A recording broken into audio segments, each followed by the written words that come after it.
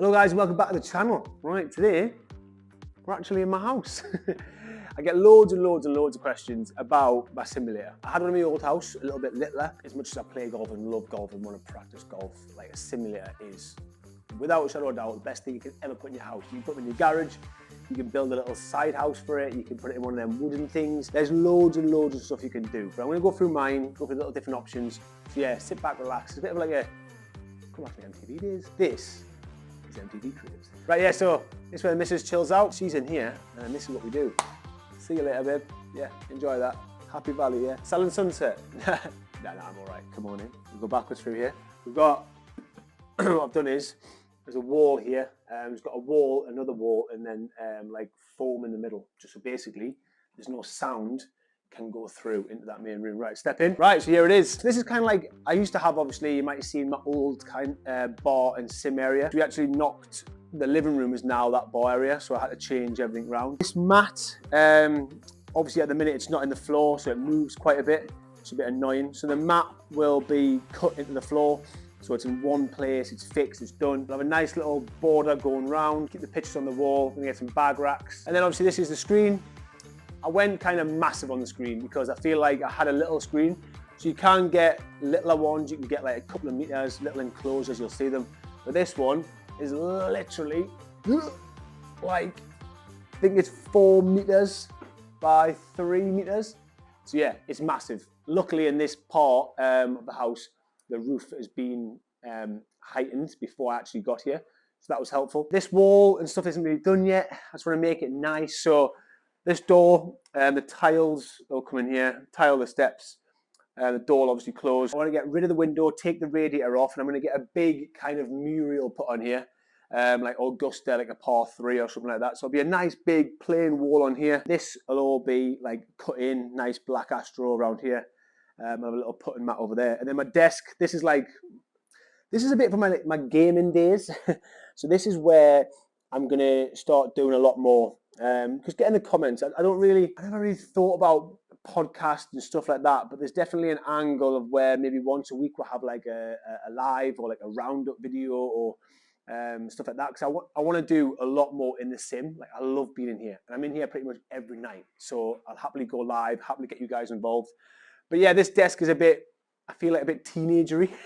I've had this desk a while. Yeah, it's got a gaming chair and stuff like that from like my Call of Duty days. So I'm gonna get a nice L-shaped desk and put some monitors up here and stuff. Have this like a really cool office kind of desk with some lights and stuff. So I can sit here, go live, talk to you lot, and we can play in there. But yeah, any ideas you've got for whether it's going live on Facebook where you can get in the comments and stuff, going live on YouTube, going live on Instagram, do we make a separate channel?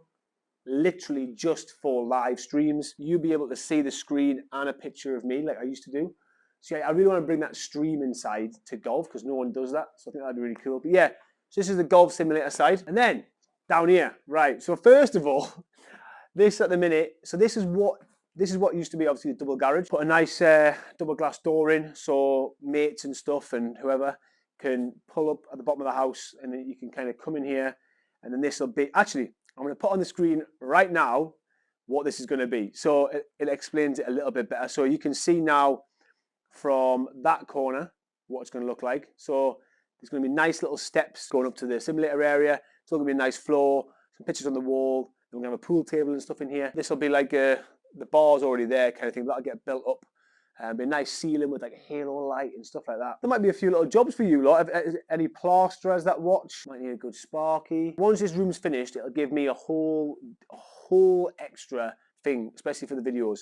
Let's say I'll have a sofa area over here with a TV, so the sofa area, we could easily set up a camera and do a podcasty thing. I feel like every podcast has always got a co-host. That's something I haven't even thought about, having like a co-host. But yeah, let's get up. I'll hit a few drives just to show you what it's like in here. But yeah, at the minute, it's just a bit, I feel like I'm in a bit of a simulator / garage / building site. There's wires and stuff. Let's say this will all be nice and finished. There'll be some nice little steps down here, little pool table and stuff. So it'll be a really, really, really good room. But let's talk about cost because a lot of people ask me about cost. There's definitely budget options. Like I say, I got this done by a company called Golf Base, and if you speak to them, I say there's loads of options price wise. You can get an actual enclosure which is where you'll see a lot of them with the sides on and stuff, which comes with a projector, the sides, the screen, the floor, the mat, everything, probably for a couple of grand. You might even now be able to get a smaller enclosure or just a screen for less than £1,000. Can go extreme. I've actually built up over time rather than spending a fortune on, well, I've probably have spent a fortune, but I've done it over a few years. So first of all, I had a SkyTrack. SkyTrack, when I first got it, was about £700. It did the job, but it wasn't as accurate as I wanted. I know SkyTrack have now done updates and stuff where SkyTrack is pretty accurate for what you need. So you could probably, in a garage, get some flooring, get a mat, get a screen, everything for a good couple of grand. Or you can go from a SkyTrack, you can go maybe something like a Mevo Plus, £1,200. Again, as long as you've got space behind you, you can get a Mevo. Garmin have got them now. So there's definitely a budget way of doing it. I mean, I probably paid about £4 grand for a GC2. Then I swapped that with a little bit of money for a GC Quad. Then I swapped the GC Quad 2 years ago for a Trackman. And then I've swapped back for a GC Quad. But to buy a GC Quad, you can get a second-hand GC Quad now for about 11 grand. Unless you're a pro doing lessons, or like I say, I split that over years because it kind of built in. There's also a GC3 out now, which is about 6 grand, which again is unbelievable. It's just as accurate as a GC Quad. Simulator-wise, it depends. You can easily get your garage, put a screen up, get a mat, and hit balls. You don't even have to have a screen. You could just buy like a Range Net, which is about a couple of £100, get a stand, put an iPad on it, literally hit balls on the screen and look at the iPad where it's gone.